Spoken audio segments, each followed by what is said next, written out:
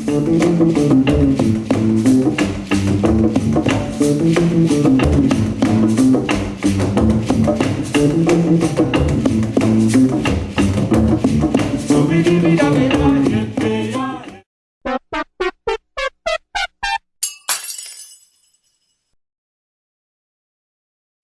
le cadre du projet, je suis tutrice, c'est-à-dire que je concevais avec Monsieur Meke les cours de langue et de culture Ewondo. Et aujourd'hui, pendant le colloque, je suis amenée à exposer deux recherches. La première concerne des réflexions autour de l'intégration des TIC dans l'enseignement-apprentissage des langues et cultures nationales.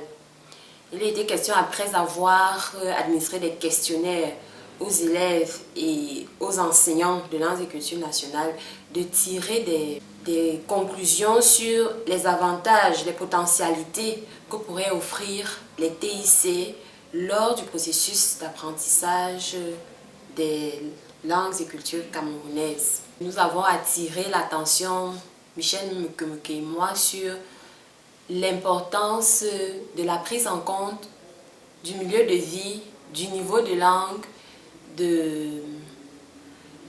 et de l'âge des apprenants avant de choisir les contenus culturels à leur enseigner.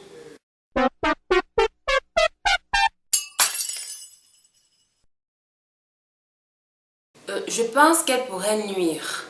Sincèrement, dans le contexte des salles de classe, c'est plutôt une nuisance. J'ai cette expérience-là d'un enfant qui a eu à suivre les cours de langues et culture nationale en 6e au lycée classique et moderne de Ngaoundéré, et dont les parents ont été affectés l'année suivante à Yaoundé. Et il a été inscrit au lycée général de Claire. Alors il s'est retrouvé dans certains cas en train de suivre des cours qu'il avait déjà suivis au lycée classique et moderne de Ngaoundéré.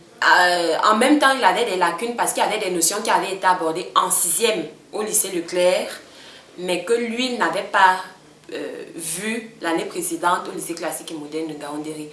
Donc dans le cadre des salles de classe de l'enseignement formel dans les lycées, c'est plutôt une faille, parce qu'il faudrait que les programmes soient harmonisés. Mais dans le cadre de ce projet qui a plutôt tendance à toucher, à compléter en fait les enseignements de la population en général, je ne trouve pas que cela est vraiment possible.